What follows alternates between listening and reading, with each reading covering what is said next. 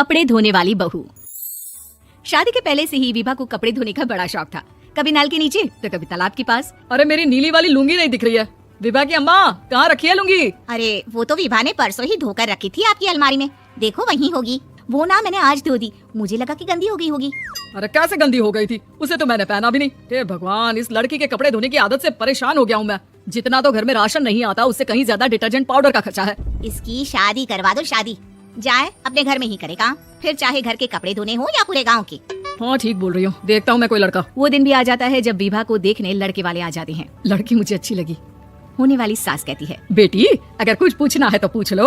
वैसे तो हमारी लड़की बहुत ही शर्मीली है, जो बोल दो वो मान लेती है, इसे क्या पूछना होगा। अरे कैसी बात कर रही हो माँ, मुझे इन लोगों के घर रहना है, सवाल तो कई है। हाँ हाँ बेटा पूछ लो ना, क्या पूछना है। आप लोगों के घर कपड़े कौन धोता है? सास का मुंह बन जाता है। देखो अगर तुम ये कहना चाहती हो कि तुम्हें कपड़े धोने नहीं आते तो सुन लो, कपड़े मैं ही धोती हूँ, लेकिन तुम्हारे आ जाने के बाद मैं रुमाल तक नहीं धोऊंगी। अरे चुप रहना भाग्यवान, बहू बेचारी घर आई नहीं, उसे डराना शुरू कर दिया। वो क्या है ना बिटिया, अभी तक तो ये कल्लू की माँ ही धोती थी, लेकिन अब तुम्हारे पापा तो दहेज में वॉशिंग मशीन देंगे ही। तभी विभा की माँ बोल पड़ती है, सवाल भी पूछा तो क्या। वैसे भाई साहब, मशीन की तो फिर भी कपड़े धोने की कैपेसिटी होती है, मतलब जो बिटिया दे रहे हैं ना विभा, इसे कपड़े धोने का बहुत शौक है। ये आप लोगों के क्या आस पड़ोस गांव मोहल्ले सबके कपड़े धो दे और उफ तक ना करे। बाहर देखा नहीं आपने कितने कपड़े सूख रहे हैं? सब हमारी बिटिया ने ही तो धोए हैं। बस भी करो ना माँ, शर्म आ रही है इतनी तारीफ सुनकर। और तो और एक दाग निकाल कर दिखाओ तो मान जाओ। हाँ अच्छा अच्छा, माफ करना बेटा, मैंने गलत समझा, हमें तो रिश्ता बहुत पसंद है। और ऐसे जुड़ जाता है रिश्ता कपड़े धोने का शौक रखने वाली विभा का। उसकी शादी हो जाती है कोयला फैक्ट्री में काम करने वाले कल्लू के साथ। शादी के बाद अचानक विभा चिल्लाती हुई सास के पास आती है, सासू माँ, अरे सासू माँ कहाँ है आप? ये तो धोखा है, धोखा दिया आप लोगों ने मुझे। इस ससुर के चक्कर के बारे में पता चल गया। अरे तो उसमें तुझे क्यों धोखा मिला है? अरे नल में पानी नहीं आता, कपड़े कैसे कब धुलेंगे? अच्छा अच्छा, तू पानी नहीं आ रहा उसकी बात कर रही है? तो आपने क्या सोचा? कुछ नहीं। अच्छा हाँ, तेरी माँ ने कहा था कि कपड़े धोने का शौक है, तुझे याद आया मुझे।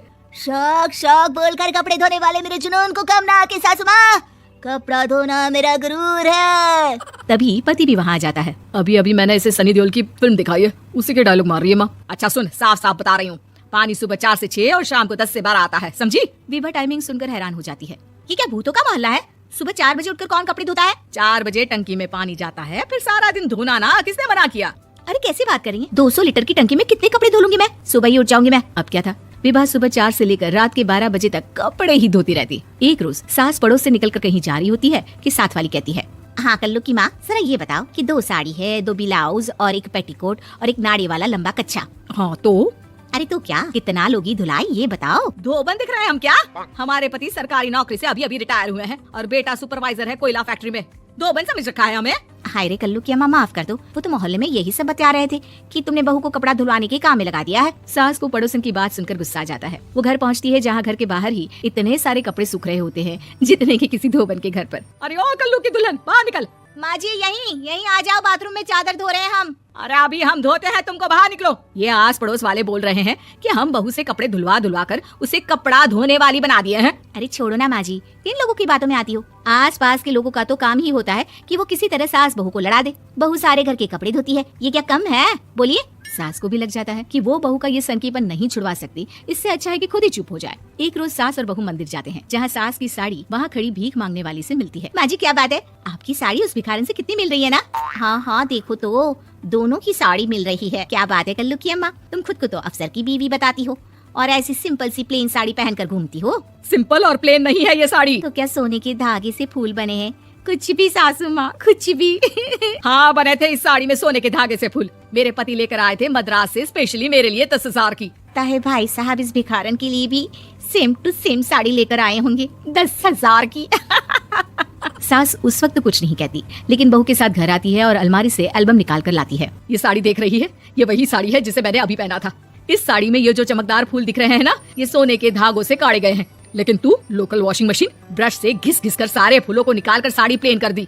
मुझे माफ कर दीजिए सासू माँ। और तो और, जब मैंने तुझे तेरी गलती के लिए कुछ नहीं कहा, लेकिन तूने तो सबके सामने मेरा मजाक ही बना दिया। क्यों? बहू को समझ में आ जाता है कि अब से उसका कपड़े धोना बंद।